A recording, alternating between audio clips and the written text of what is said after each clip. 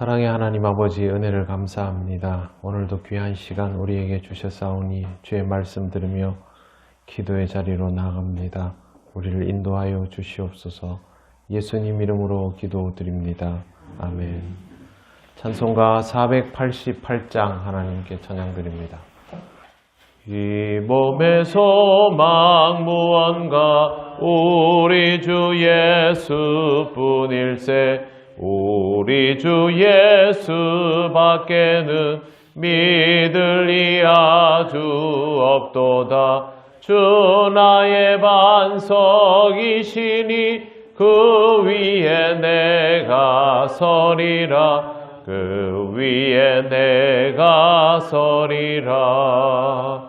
무섭게 바람 부는 밤 물결이 높이 설렐 때 우리 주 크신 은혜에 소망에 닿을 주리라. 주 나의 반석이시니 그 위에 내가 서리라. 그 위에 내가 서리라. 세상에 믿던 모든 것 끊어질 그날 되어도 구주의 언약 믿사와 내 소망 더욱 크리라. 주 나의 반석이시니 그 위에 내가 서리라. 그 위에 내가 서리라. 바라던 천국 올라가 하나님 앞에 배울 때 구주의 의를 힘입어 어여시 바로 서리라. 주 나의 반석이시니 그 위에 내가 서리라. 그 위에 내가 서리라. 아멘. 하나님 말씀 로마서 5장 15절 16절입니다. 다 같이 봉독하겠습니다.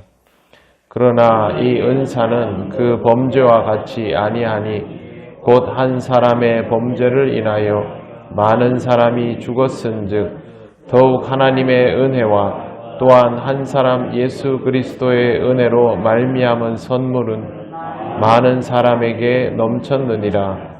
또 이 선물은 범죄한 한 사람으로 말미암은 것과 같지 아니하니 심판은 한 사람으로 말미암아 정죄에 이르렀으나 은사는 많은 범죄로 말미암아 의롭다 하심의 이름이니라. 아멘. 네, 오늘 15절 말씀은 첫사람 아담으로부터 이어지는 역사가 죄의 역사라는 것을 말해주고 있습니다. 예, 죄의 역사는 결국 범죄로 이어질 뿐입니다.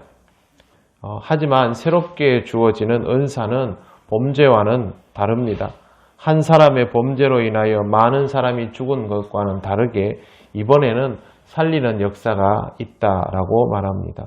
바울은 두 가지를 말합니다. 첫 번째는 하나님의 은혜, 그리고 두 번째는 한 사람 예수 그리스도의 은혜로 말미암은 선물입니다.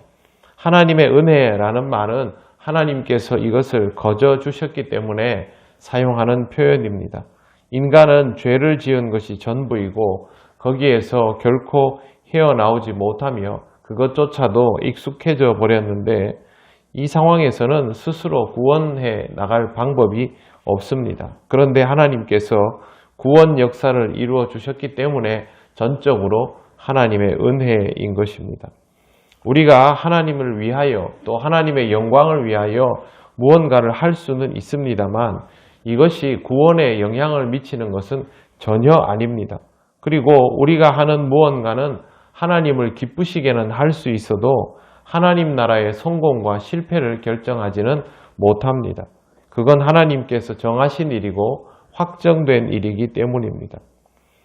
하나님의 은혜는 예수 그리스도를 통하여 우리에게 구체적으로 이루어졌습니다. 여기에서 바울은 한 사람 예수 그리스도라는 표현을 사용합니다.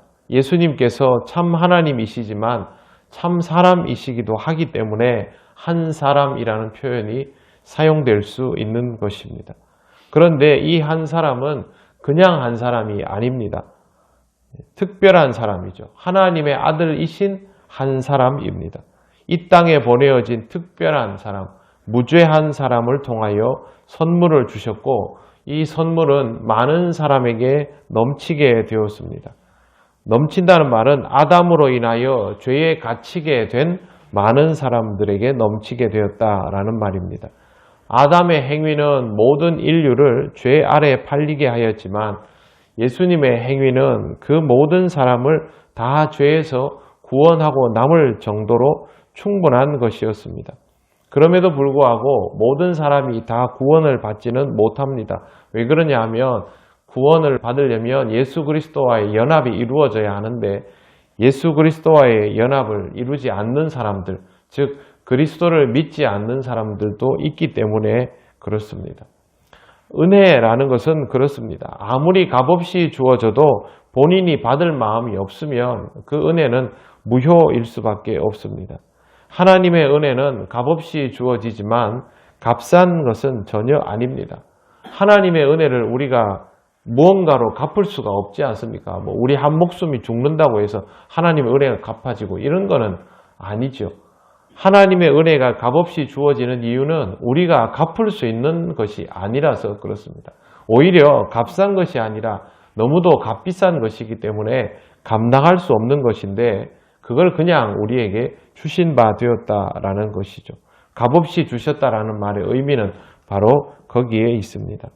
16절을 보시면 또 이 선물은 범죄한 한 사람으로 말미암은 것과 같지 아니하니 심판은 한 사람으로 말미암아 정죄에 이르렀으나 은사는 많은 범죄로 말미암아 의롭다 하심의 이름이니라.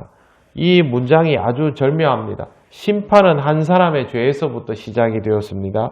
하나님을 거부하는 하나의 죄로 인하여 모두에게 심판이 부과가 되었는데 은사는 이 하나의 죄뿐만 아니라 하나님 앞에서 죄인일 수밖에 없게 된 많은 사람들의 죄까지를 다 포함해서 해결해 주시는 은사입니다. 물건이 고장이 나면 보통 그걸 AS 해 주지요. 그런데 하나님의 AS는 그 고장난 것을 고쳐주시는 것이 아니라 앞으로 고장날 것들까지도 다 염두에 두고 해결을 다 봐주신 그런 사건이라는 말입니다. 하나의 케이스에 맞게 적용된 것이 아니라 앞으로 일어날 어떤 케이스에도 다 될 수 있도록 예수 그리스도께서 단번에 우리를 위하여 구원을 이루시는 사건을 스스로 희생하시며 감행하신 것입니다. 이게 얼마나 귀한 일인지를 알아야 하나님의 은혜를 감사하다라고 여길 수 있습니다. 우리가 이 땅을 살아가면서 예수 그리스도를 구주로 고백하고 구원받은 자로의 삶을 살아가지만 그러면서도 우리의 부족함 때문에 잘못을 저지르게 되지 않습니까? 그런데 우리는 그때도 하나님 앞에 이 잘못을 내어놓고 회개하고 나면 하나님께서는 우리를 다시 은혜로 받아주시고 우리의 구원이 여전히 유효함을 알게 해주시고 우리를 구원받은 백성으로 살아가도록 인도해 주시는 것이죠. 이것이 한 번의 사건으로 인하여 우리에게 주어졌다라는 것이 바울이 말하는 놀라운 은혜입니다. 은혜를 잊으면 사람이 아니다라는 말을 하지요. 우리가 이 땅에서 사람답게 살아가려면 하나님의 은혜를 결코 잊지 말아야 합니다. 지금 우리가 누리고 있는 삶은 절대 당연한 것이 아닙니다.